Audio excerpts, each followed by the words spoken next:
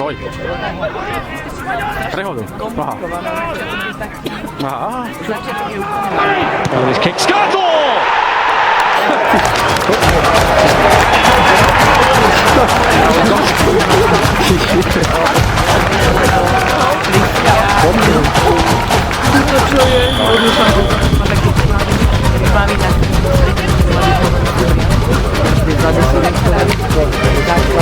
Kamarádov syn, že by nemal, tak zajdeme pozrieť. Nevidím.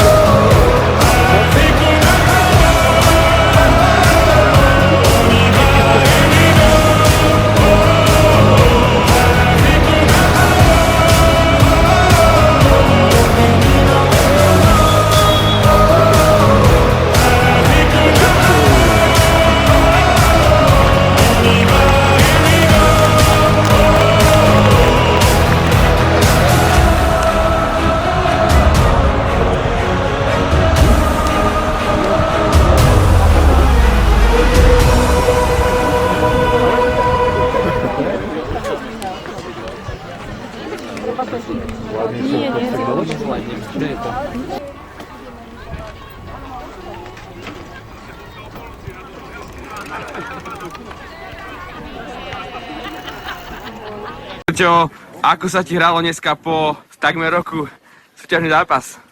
Ťažko, ale chlapci mi pomohli, takže síce sme boli podceňovaní v tomto zápase, ale myslím, že kolektívnym výkonom proti lepšiemu superovi sme zaslúžene získali 3 body. Ale pozerám, že otlaky nejaké na nohách, aj chrbátik bolelo, alebo všetko v pohodičke? Všetko boli, ale to k tomu patrí v tomto veku, ale hlavne, že sme vyhrali ten posledný. A dneska to bola taká príprava na ten zápas, čo bude v Liverpoole, je to pravda? Tak verím, že som sa chcel trochu rozhýbať aspoň po tom dlhom čase a Aha. účel to splnil, uvidíme koľko teraz sa budem dávať dokopy, ale verím, že to nebude to hodne. A je pravda, že sa budeš chodiť na tréningy na bicykli, máš to kúsok, alebo... Na tréningy určite nemôžem Na zápasy, tak. Na zápasy môžem. Hej, budeš chodiť, díky, čauko. Ivane. Drž sa môj, čau. V mikrofóne máme človeka, ktorý od 20 rokov hráva za jednu obed, už má po 40-ke a aký to bol pocit, vedel si, že si taký zápas niekedy zahráš? Martinom Škrtelom? Bol to super pocit, predsa je to reprezentá legenda slovenského futbalu, tak bol to super pocit a veľmi ma teší, že obidva sme dali ešte aj gól. By si povedal, že taký zápas niekedy dohráš v živote, alebo si aj nesníval? Nesníval som o tom, ale som za to veľmi rád. A dúfam, že ich ešte pár odohráme s Martinom spolu v Bierovcach. Takže budeš o tom vyprávať svojim známym kamarátom, alebo ako to za pár rokov si to aj uvedomíš? Jasne, tak syn to videl, takže ten bude najšťastnejší, tak asi tak. A čo ostatní chalani to ako nemali? Mali aj niektorí trocha rešpekt trému, alebo či pohodička? Ale nie, určite. Martin už tu bol medzi nami na jeseň, takže každý to bral, ale určite pre každého to bola veľká výzva zahrať si s ním v jednom týme. A to ihrisku, ako si by sa hodnotil ten jeho výkon? Tak, super. Stoper, útočník, víťazný gól, takže úplne super. Ako to slavíte?